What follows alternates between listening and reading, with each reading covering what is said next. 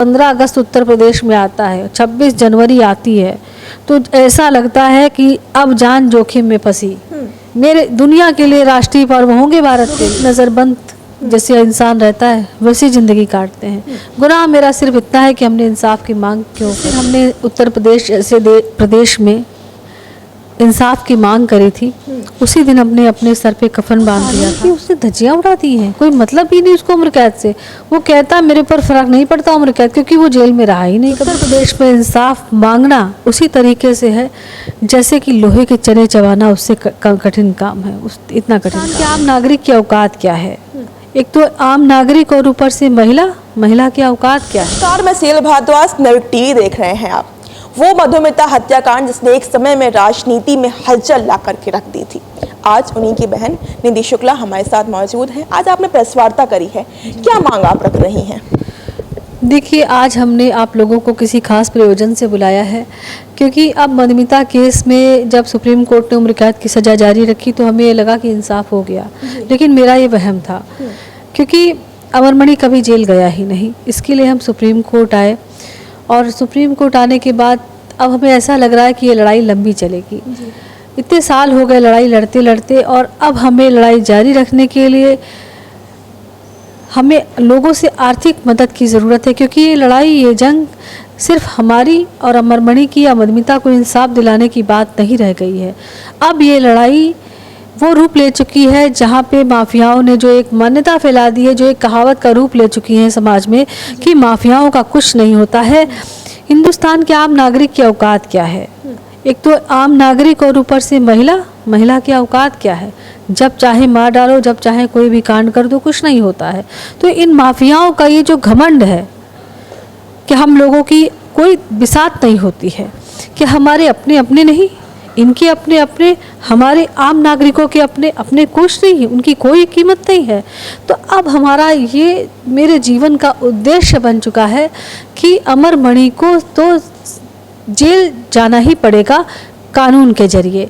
तो इसीलिए हमने अब लोगों का आह्वान किया है, आप लोगों के माध्यम से लोगों से हमें आर्थिक मदद की आवश्यकता है, तभी हम इस लड़ाई को जारी रख पाएंगे। क्योंकि देखिए, इस इंसाफ की जंग में कभी न निधि शुक्ला पीछे हटी है, ना हटेंगी, लेकिन संसाधनों की ज़रूरत होती है, और हमने आज इसीलिए प्रेस कॉन्फ्रेंस बुलाई है। आप जब अमरमणि को जब जेल हुई थी, कहा गया है, खबर यह भी है कि उसने सबसे जो ज़्यादा समय है वह अस्पताल में बिताया है। महज 18 महीने उन्होंने अपने जेल में बिताए हैं। जी, आप सही कह रही हैं। और मैं आपको बता दूं कि 24 अक्टूबर सन 2007 को सेशन कोर्ट, 2012 में नैनीताल हाई कोर्ट और सुप्रीम कोर्ट ने इस फैसले को, जो हाई कोर्ट का फैसला था, उसको जारी रखा। 2013 में अमरमणि त्रिपाठी मर्सी के लिए आ गया न, जब उम्र कैद की यानी सज़ा होने के बाद ही वो 5 साल बाद ही मर्सी पर आ गया। बताओ, कानून की उसने धज्जियाँ उड़ा दी हैं, कोई मतलब ही नहीं उसको उम्र कैद से। वो कहता मेरे पर फर्क नहीं पड़ता उम्र कैद, क्योंकि वो जेल में रहा ही नहीं कभी।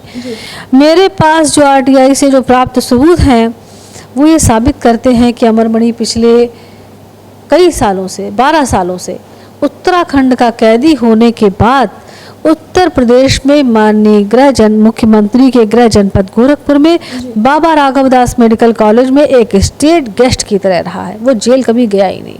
वो जेल कभी गया नहीं। वो अमरमणि जिसने अब 6 बार विधायक रहा, ना जाने कितनी बार वो कैबिनेट मंत्री भी रहे हैं, तो जब वो गए, अब तो वो रिहा भी हो चुके हैं, तो बहुत बड़ा सवाल जो है अभी माफिया पर पैदा हो रहा है। आपको जान का खतरा हर बार तो हमेशा रहा ही होगा, जब आप इस समय से लड़ाई लड़ती आ रही हैं, 20 साल भी हो गए हैं, तो क्या अभी भी जान का खतरा आपके ऊपर है? और देखिए, मैं आपको बता दूँ कि जिस दिन हमने उत्तर प्रदेश जैसे प्रदेश में इंसाफ की मांग करी थी, उसी दिन हमने अपने सर पे कफन बांध दिया था।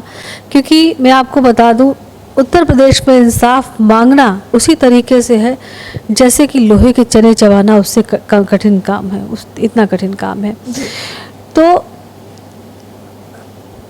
बहुत ही ज़्यादा मुश्किल रहा मेरे और मेरे परिवार के लिए, क्योंकि ये वहाँ के हालात अच्छे नहीं हैं, बहुत ख़राब हालात हैं वहाँ के।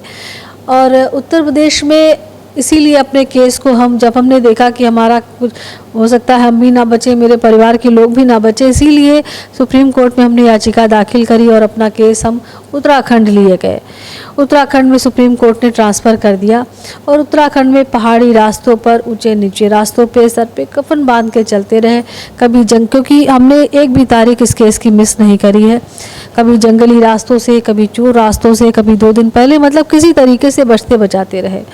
खैर बहुत बुरा वक्त हम लोग एक नज़रबंद जैसे इंसान रहता है वैसी ज़िंदगी काटते हैं। गुनाह मेरा सिर्फ इतना है कि हमने इंसाफ की मांग क्यों करी। और अब तो ख़तरा मुझे बहुत ज़्यादा हो गया है, क्योंकि अमरमणि का जो गिरोह है वह पूरा सक्रिय हो चुका है।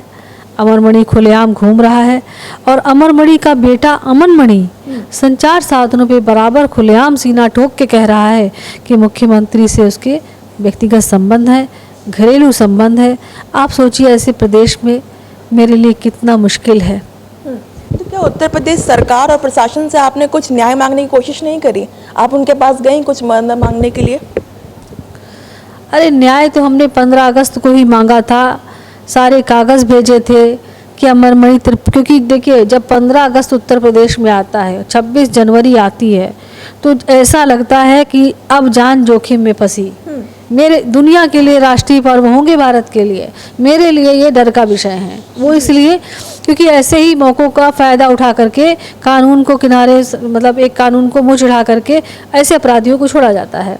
तो 15 अगस्त जो बीता है, हमने तभी कहा था कि ये देखिए कागज़ ये सब रखे हैं, और अमरमणि जेल ही नहीं गया।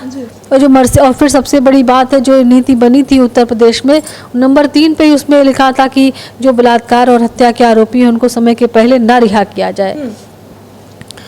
तो जब न्याय मिलता ही नहीं तो मांगे कहाँ से? कुछ है ही नहीं वहाँ पे। यहाँ तक कि आप बताइए जो रिहा किया है उस आदेश की कॉपी तक तो मिल नहीं रही है, तो न्याय वाय के क्या मिलेगा हमको? 25 को हमारी सुनवाई थी, 24 तारीख को रात में रिहा किया गया। तो अब आप क्या मांग कर रही हैं और अब आपको किस पर भरोसा है? सुप्रीम कोर्ट पर भरोसा है आपको? बस हमें अब सुप्रीम कोर्ट पर ही भरोसा है और किसी भी कोई भरोसा नहीं है हमको।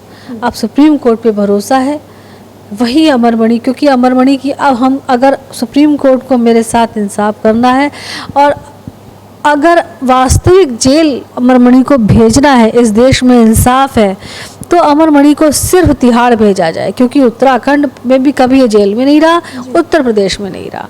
तो अगर वास्तव में इस देश में इंसाफ है तो अमरमणि त्रिपाठी को, मधुमणि त्रिपाठी को तिहाड़ जेल भेजा जाए, और सुप्रीम कोर्ट पे विश्वास है मुझे।